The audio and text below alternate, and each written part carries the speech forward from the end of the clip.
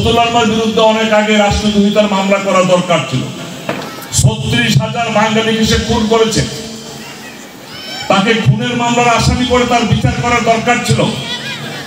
বিদেশের মাটিতে বসে স্বাধীন দেশের মধ্যে আরেকটা স্বাধীন রাষ্ট্র গঠন করার জন্য সে যে সশস্ত্র সংগ্রাম করছে, তাকে রাষ্ট্রদ্রোহিতার মামলার আসামি করার দরকার ছিল।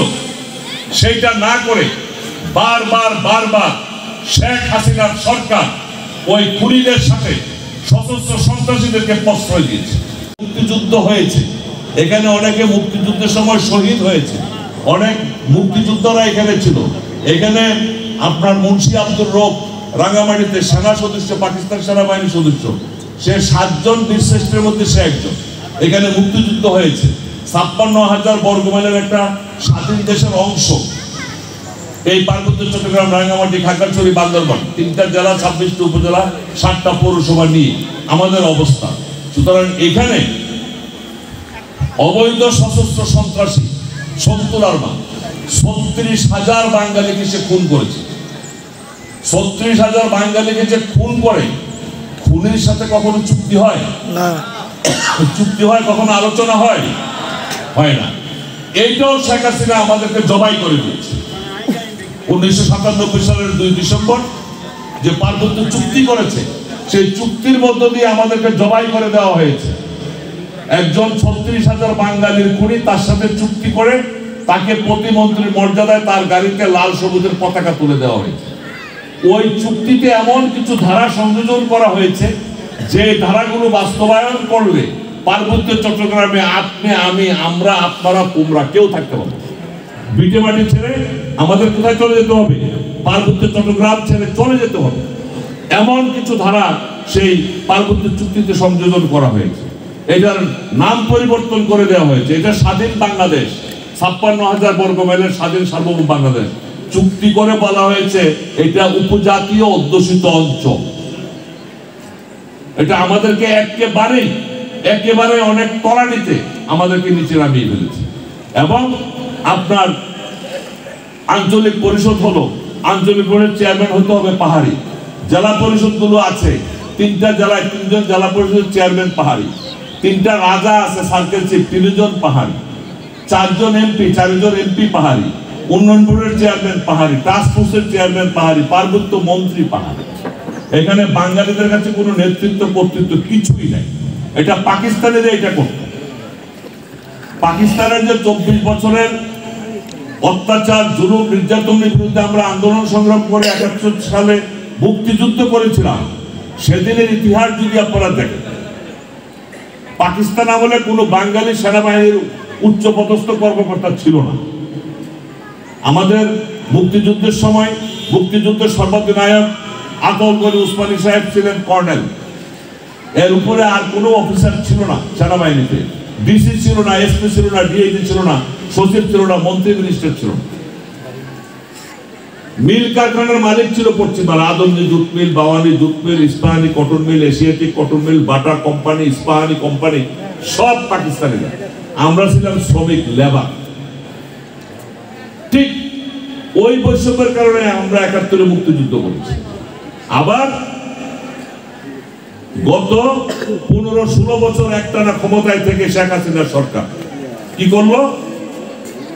বৈষম্য। কি বৈষম্য? ৫৬% কোঠা, ৫৬% কোঠা। তো ৫৬% যদি কোঠা হয়ে যায়, সেখানে মেধাবীরা কোথায় যাবে? পড়াশোনার ক্ষেত্রে মেধাবীরা সুযোগ নাই, ব্যবসার ক্ষেত্র নাই, চাকরির ক্ষেত্র নাই। এটা বিশাল বৈষম্য। নেতৃত্ব কর্তৃত্বের ক্ষেত্রে বৈষম্য, যার কারণে আমাদের ছাত্ররা আন্দোলন করেছে। বিশ্ববিদ্যালয় কলেজের ছাত্ররা ওই আন্দোলন, যখন আমার সন্তান যখন ন্যায্য কথা বলতে গিয়ে গুলি করে তাকে মেরে ফেলা হয়েছে, আমিও তো বের হয়েছি। সেখানে ঢাকা, চট্টগ্রামে, বড় বড় শহরে রিস্কাওয়ালারা সেখানে আন্দোলনে গিয়েছে, ফেরিওয়ালারা সেখানে আন্দোলনে গিয়েছে। যে সিঙ্গারা বিক্রি করে, মাথায় করে ফেরিওয়ালা, সে বলতেছে আজকের আমার সিঙ্গারা সব ছাত্রদের জন্য নিয়ে এসেছে। পানি বিক্রি করে, পানিওয়ালা মেরে ফেলেছে তাকে। তো এইভাবে এটাও বৈষম্যের বিরুদ্ধে আন্দোলন ছিল। 1400 জাতিসংঘের প্রতিবেদনে এসেছে ছাত্রছাত্রীকে মেরে ফেলা হয়েছে, 10% সেখানে শিশু রয়েছে। এই কথাগুলো তো আগেই বলে দিয়েছে। সুতরাং এই যে পার্বত্য চট্টগ্রামে যে গত 54 বছর যাবৎ এত বড় বৈষম্যের মধ্যে আমরা আছি, আন্দোলন সংগ্রাম না করলে, জীবন দিতে না পারলে, বিপ্লব না ঘটাতে পারলে কখনো অধিকার আদায় করা যায় না। এটা আপনারা বিশ্বাস করেন কিনা? এটা বিশ্বাস করেন কিনা? বিপ্লব মানে ধ্বংসস্তূপের লীলাভূমি নয়, সৃষ্টির প্রসব বেদনা মাত্র। একটা জিনিস মনে রাখতে হবে, বৃষ্টিতে যদি জামা ভিজে যায় তাহলে জামা বদলাইতে হয়, কারণ বৃষ্টিতে ভিজে গেলে জামা বদলাইতে হয়। বৃষ্টির পানিতে জামা ভিজে গেলে জামা বদলাইতে হয়। ভাগ্য পরিবর্তন করতে হলে পরিশ্রম করে ঘাম দিয়ে জামা ভিজাইতে হয়। যে বেশি পরিশ্রম করে, মাথার ঘাম পায়ে ফেলে ঘাম দিয়ে জামা ভিজে যায়, তার ভাগ্য পরিবর্তন হয়। আর ইতিহাস পরিবর্তন করতে হলে রক্ত দিয়ে জামা ভিজাইতে হয়। কি বুঝতে পারছি? ইতিহাস পরিবর্তন করতে হলে কি করতে হয়? রক্ত দিয়ে জামা ভিজাইতে হয়, যেটা 71 সালে আমরা প্রমাণ পেয়েছি। 30 লক্ষ মানুষ শহীদ হয়েছে। আর সেই জুলাই বিপ্লবে আমরা আবার প্রমাণ পেলাম, 1400 ছাত্রছাত্রী আমাদের শহীদ হয়েছে রক্ত দিয়ে জামা ভিজিয়েছে। যার কারণে ইতিহাস পরিবর্তন হয়েছে। এখন আর কোঠামোটা নাই, এখন সব মিলে 5% কোঠা। পার্বত্য চট্টগ্রামেও এই বৈষম্য নিরসন করতে হলে, সাংবিধানিক অধিকার প্রতিষ্ঠা করতে হলে রক্ত দিয়ে জামা ভিজাইতে হবে। তার মানে বিপ্লবের কোনো বিকল্প নাই। কি বুঝতে পারছি? আন্দোলনের কোনো বিকল্প নাই, বিপ্লবের কোনো বিকল্প নাই। আপনি দেখেন, গত 1 বছরে আমাদের বান্দরবান জেলায় 5 জন সেনা সদস্যকে গুলি করে হত্যা করেছে সশস্ত্র সন্ত্রাসীরা। এই সেনাবাহিনীর সদস্যরা কারা? এরা আমাদেরই সন্তান। কি আপনাদের নাই আত্মীয়স্বজন সেনাবাহিনীতে কারোর আছে কিনা? নাকি নাই? আমাদেরই আত্মীয়স্বজন। তারা এখানে এসেছে দেশ রক্ষা করার জন্য। দেশের আভ্যন্তরের সশস্ত্র সন্ত্রাসীদের হাতে গুলি খেয়ে শহীদ হওয়ার জন্য এখানে আসবে।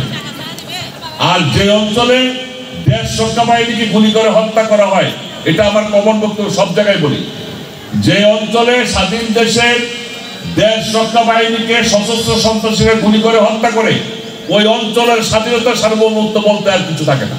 এটা হুমকির মুখে পড়ে যায়। আজকে পার্বত্য এলাকায় সশস্ত্র সন্ত্রাসীরা ইউপিডিএফ, জেএসএস, কেএনএফ, পাহাড়ি ছাত্র পরিষদ, হিল উইমেন ফেডারেশন থেকে শুরু করে 5-7টা সশস্ত্র সন্ত্রাসী গ্রুপ তাদের রয়েছে। তারা আমাদের প্রতিবেশী দেশে ট্রেনিং নিচ্ছে। তারা সশস্ত্র সংগ্রামের মাধ্যমে এই পার্বত্য অঞ্চল থেকে আমাদেরকে উৎখাত করে তারা একটা স্বাধীন জুমল্যান্ড গঠন করতে চায়। শেখ হাসিনার সরকার তাদেরকে প্রশ্রয় দিয়েছে। কারণ শহীদুল আলমের বিরুদ্ধে অনেক আগে রাষ্ট্রদ্রোহিতার মামলা করা দরকার ছিল। 36,000 বাঙালিকে সে খুন করেছে, তাকে খুনের মামলার আসামি করে তার বিচার করার দরকার ছিল। বিদেশের মাটিতে বসে স্বাধীন দেশের মধ্যে আরেকটা স্বাধীন রাষ্ট্র গঠন করার জন্য সে যে সশস্ত্র সংগ্রাম করছে, তাকে রাষ্ট্রদ্রোহিতার মামলার আসামি করার দরকার ছিল। সেইটা না করে বারবার শেখ হাসিনার সরকার ওই খুনিদের সাথে সশস্ত্র সন্ত্রাসীদেরকে প্রশ্রয় দিয়েছে। একটা কথা মনে রাখতে হবে, খুনি আর খুনের শিকার কখনো এক রাস্তায় হাঁটতে পারে না। পারে? আমাকে বলেন, খুনি আর যারা খুনের শিকার হয় তাদেরকে এক রাস্তায় হাঁটতে দেওয়া যায়? হাঁটতে পারে না। ধর্ষিতা নারী আর ধর্ষক এক রুমে কোনোদিন বসবাস করতে পারে? পারে না। তারা আমার হাজার পার্বত্য এলাকার মা বোনকে ধর্ষণ করেছে, 36,000 মানুষকে খুন করেছে। ওই খুনির গাড়িতে লাল সবুজের পতাকা দিয়েছে প্রতিমন্ত্রীর মর্যাদায়। খুনির সাথে, দর্শকের সাথে, সশস্ত্র সন্ত্রাসীদের সাথে আলোচনা করে কখনো সমস্যা সমাধান করে যায় না। কোনোদিন সমস্যা সমাধান করা যায় না। সেনাবাহিনীকে গুলি করে হত্যা করার পরেও তাদের সাথে আলোচনার প্রস্তাব এসেছে। আমরা ধিক্কার জানাই এই সমস্ত প্রস্তাব। আমার দেশের পুলিশ, র্যাব, বিজিবি, আনসার সেনাবাহিনী সক্ষম।